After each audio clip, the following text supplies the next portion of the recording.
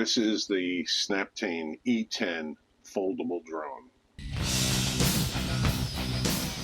I got this from Best Buy for free for my honest review of this unit. So we're going to do a bit of an unboxing here and see what the Snaptain E10 foldable drone, ultra lightweight, 185 grams. Let's see what this thing looks like. Nice fabric case, compact. Here is the drone. Very interesting unit. Put that in there and charge away. Hopefully I can unfold this drone, charge the batteries, and get this flying tomorrow morning. Very, very light. No battery in here so far.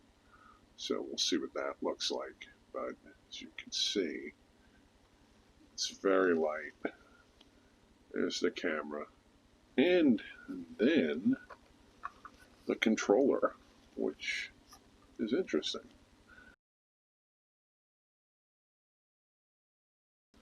Propeller guards.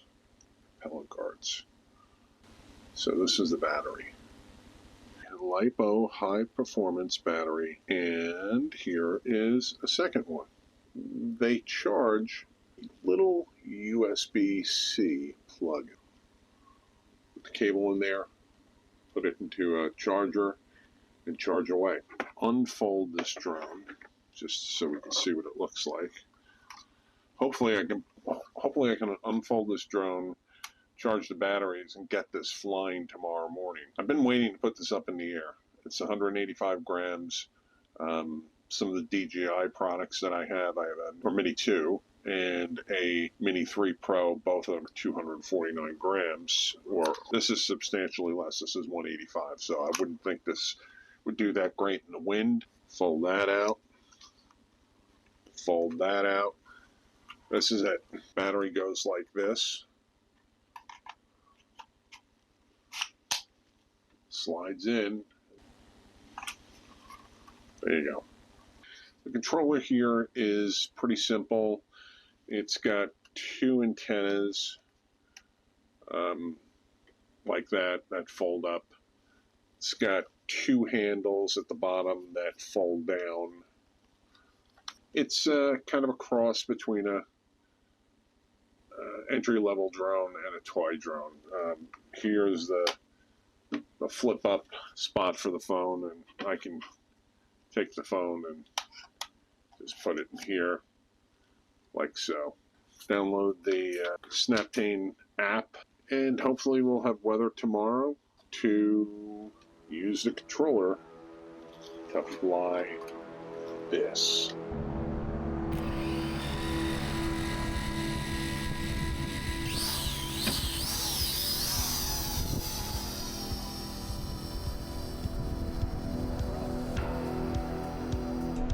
Okay, so here I'm starting up the app, and this is on an Android phone. I'm going to record the screen. So this is not actually the video that is outputted from the drone. This is what's being transmitted back to the Android app. I just formatted the card, just started the motors. You'll notice the banding on here from the motors, which is something I found with this drone. Don't know if it's something wrong with this particular drone itself, but this is what I ran into.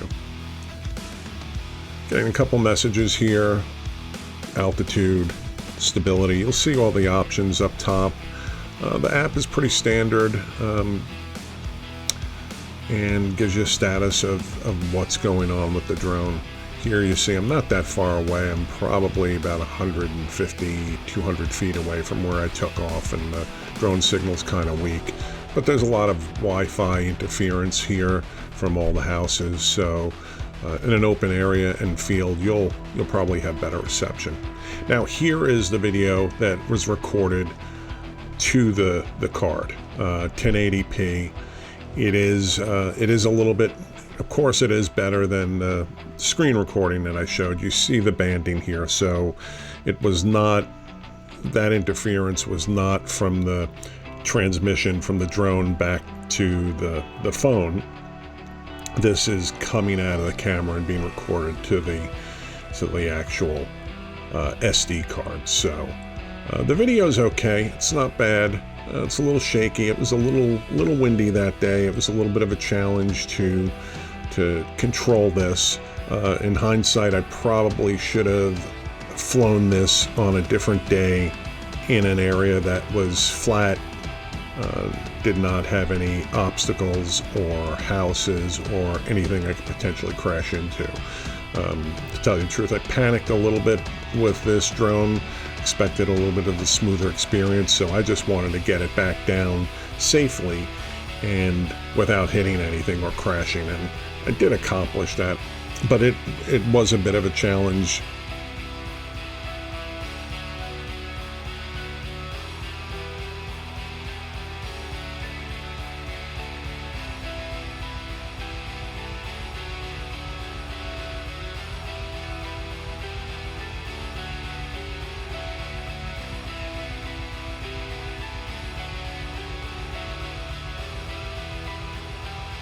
Mode is turned off and you saw the banding go away. Here again, I'm going to take off a separate time. You'll see the banding as soon as the motors start up. Again, don't know if that's what usually happens here, but this is what I got out of this particular drone, the Snaptain E10 drone. Blooming on the horizon with the sky. That's a bit unnatural. So I did wind up taking the film. There's a protective film on the camera. That was off at this point. There you see me flying the drone.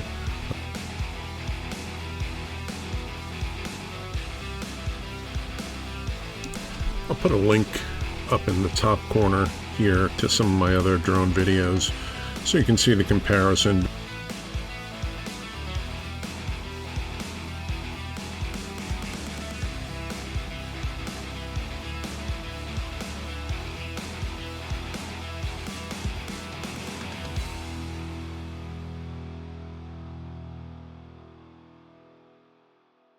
Okay, so final thoughts on the Snaptain E10 drone. It has to be flown without wind. And in fairness to Snaptain, the manufacturer of the drone, they say that. So follow that direction and you'll do okay with this. It's not the easiest to control, but it is fairly affordable. I found it to be more towards an entry-level drone product, more on the toy side of the house, and actually looks like a more expensive drone. Batteries are okay, battery life's okay, app is good, but it is what it is. Start a drone. It looks like a more expensive drone. Even though I didn't crash it, I would suggest for a first drone that you get something that's more of a one-piece FPV drone that has built-in propeller guards molded into the design of the drone. Then, even though this comes with propeller guards, Snaptain has more expensive drones with some additional capabilities.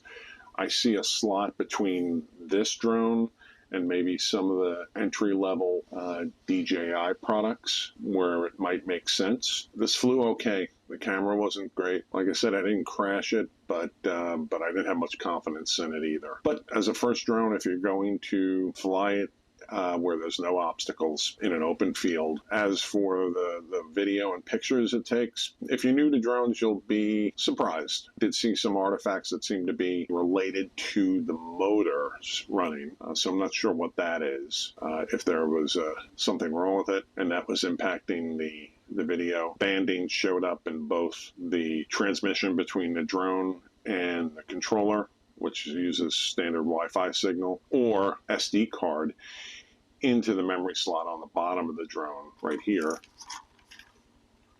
When it recorded those same artifacts. So as a first drone, it might be acceptable, but the video, as you could previously see, was marginal at best. Set your expectations for what it is. Good first drone, but nothing more than that. Up near the class of even the lowest price point drone that has GPS capabilities. And when I'm talking about that, I'm basically referencing the DJI Mini 2 as an entry-level product. But you could also do a little bit better for a little bit more money and yield a better flying experience. I think that's especially important when you first get a drone, because I had gotten a drone 5-10 years ago and proceeded to put it up in a tree, and it didn't come down for 6 months. And that was all my fault. But it was also a similar experience to what I ran into with this, is that the control of it is a little tough. Fly this in an open field, especially the first time. Gain some confidence with it. Make sure there's no wind. It's got to be under perfect conditions, and it'll be a decent introduction to a drone. I think it's a decent value. I would look to get something that is molded as a one-piece drone with propellers that are within the mold and design of the drone itself, which I think is a little bit more durable. Give this a rating of propellers on a 1 to 5 scale, with 1 being the lowest and 5 being the highest. I'd put this at 1.5 propellers. Get involved in drones, do it safely. This one will basically keep you out of some trouble. Where there's no obstacles, this one will be okay. Please click the like button and subscribe to my channel for reviews, drone video, travel video, a little bit of everything. So really appreciate it if you could subscribe.